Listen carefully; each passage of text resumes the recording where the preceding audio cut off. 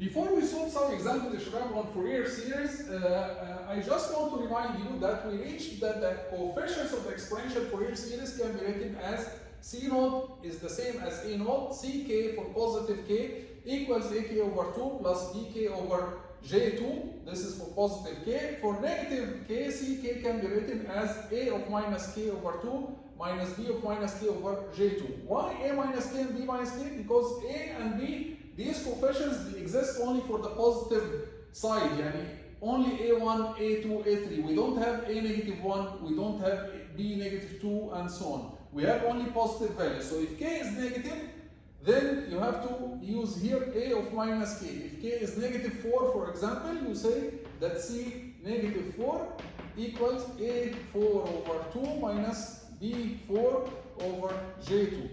Okay? This relation, this last relation can be written in another way. You can say, instead of saying Ck for k negative, you can say C minus k for k positive, right? It's the same. So instead of saying Ck for negative k's, yani k equals negative 1 or negative 2, so you will get here C negative 1, C negative 2.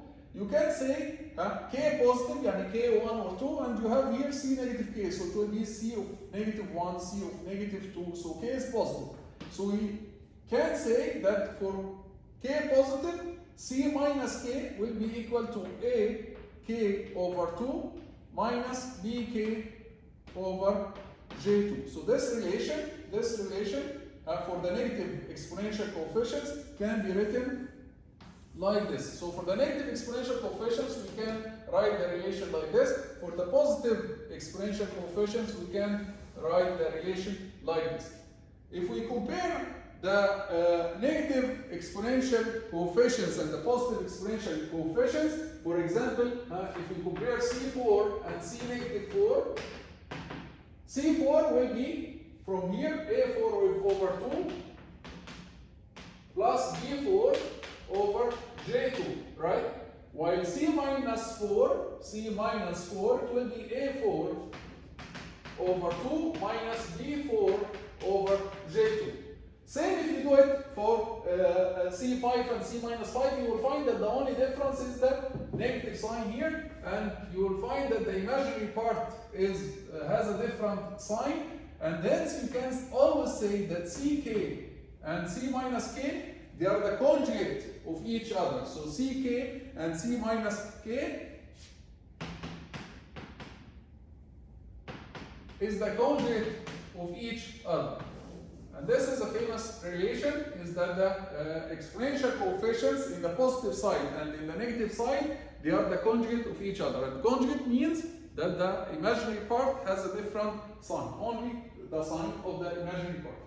Also, you will notice something important from this relation. You will notice that if you know the C's, if you know the exponential coefficients, you can always calculate the A and B. So, for example, Ak over 2 is the real part of Ck. So if you take the real part of Ck, and you multiply it by 2, this will give you Ak.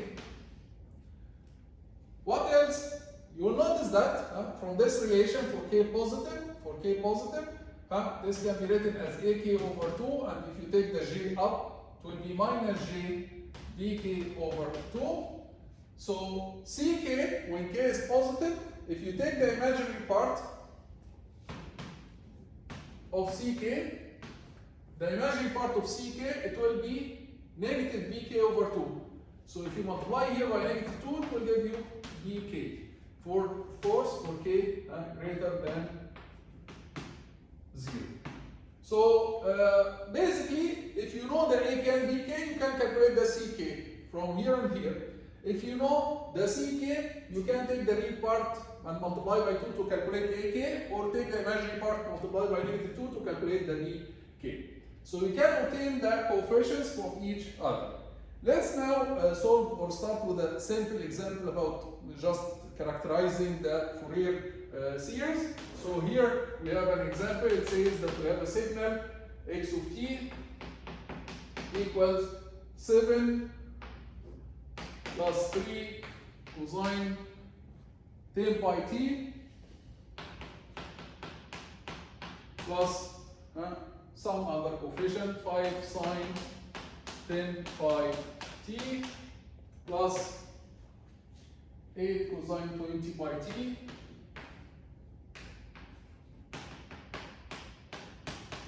plus minus 4 sine 20 pi t plus 5 cosine plus 5 cosine 30 pi t. I'm going to write the cosine here. 5 cosine 30 pi t, and that's it. This is a signal that consists of a constant term, DC term, 3 cosines and 2 sines, and this is our signal.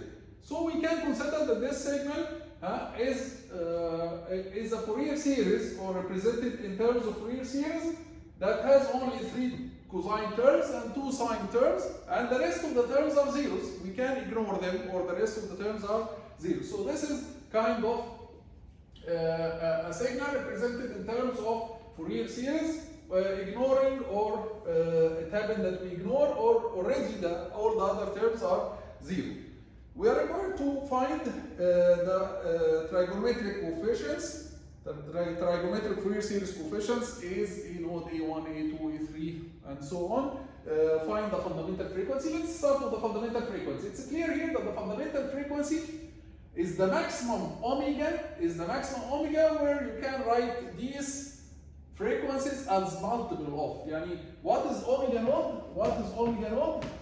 That you can write these frequencies, all these frequencies, as n omega naught. You'll find that the maximum omega naught that you can write all these frequencies as multiple of is 10 pi.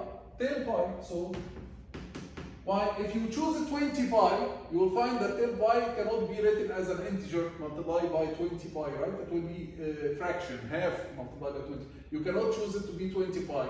You cannot choose it 5 pi, because we are saying it's the maximum. What is the maximum frequency? That all other frequencies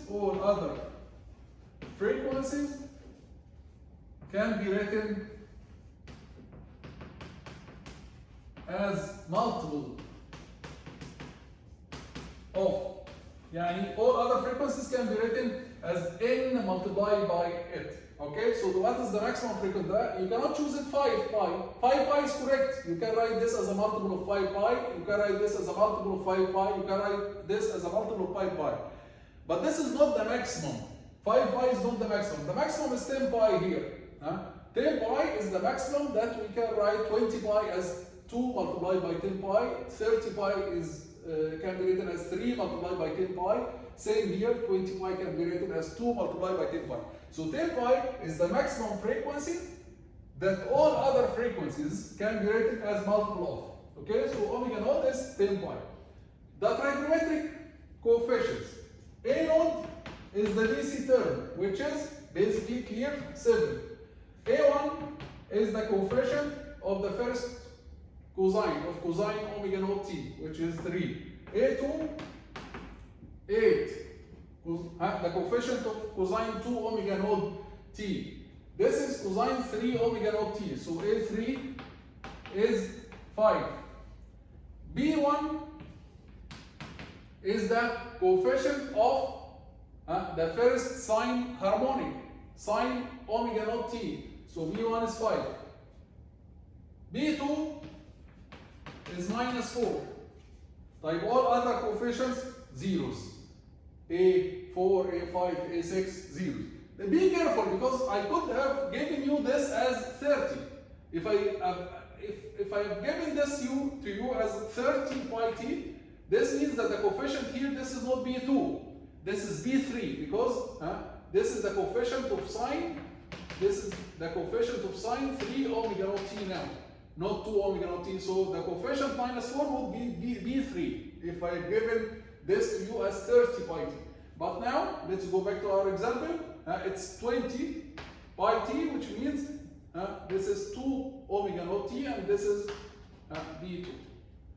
So all other coefficients are 0. All other coefficients are zeros. Okay? So now we calculated that trigonometric Fourier series coefficients. Let's see what is next. Next, it says express it as exponential Fourier series. So we need to express this as an exponential Fourier series. In order to do that, we can use directly the relations. We can use the relations between the trigonometric Fourier coefficients and the exponential Fourier coefficients, or we can do it for the first time slowly. We can just write x of t as 7 plus 3, and then we write the cosine as 2 exponentials.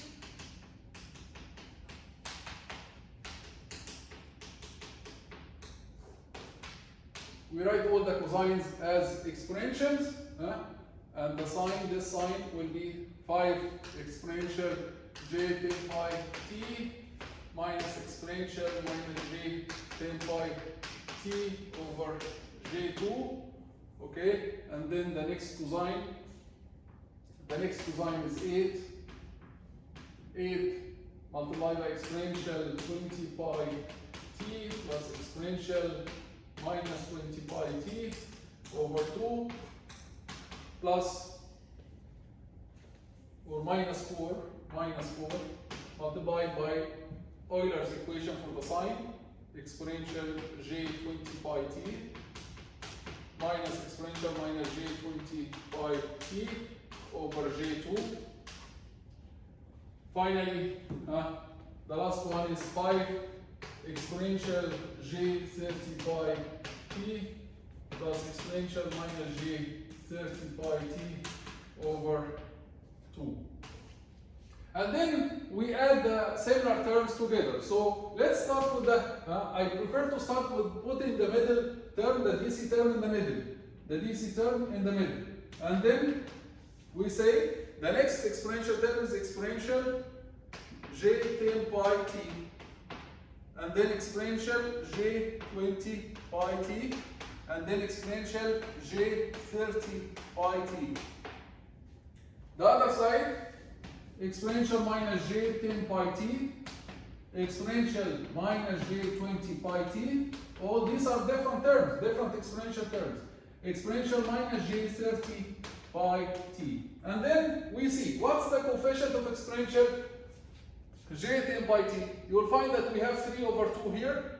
This is our term, and this is our term. We have 3 over 2 here, and we have 5 over j2 here. So it will be 3 over 2 plus j plus 5 over j2. And this is now the coefficient of the first exponential. Its negative side, it will be the conjugate. We agreed that c1 and c minus 1, they have the conjugate of each other. So you can basically say that coefficient here will be 3 over 2 minus 5 over j2. You can do it directly, or you can go and add 3 over 2 and 5 multiplied by negative over j2. Then the next term, j exponential j20. Exponential j20, it's this term and this term. So the coefficient will be 8 over 2 minus 4 over j2. 8 over 2 minus 4 over j2. This is the coefficient of the second exponential. And its conjugate will be here. 8 over 2 plus 4 over j2. We change only the sign of the imaginary part. Finally, exponential j30 pi t. It's this one. We have only this one. We don't have sign. So it will be 5 over 2. And the conjugate of it, the conjugate of 5 over 2 is also 5 over 2. Because there is no imaginary part. So we wrote it now as the exponential series, as an exponential series. 7 terms total added together. We'll stop here in this video. Next video we'll solve another example, inshallah.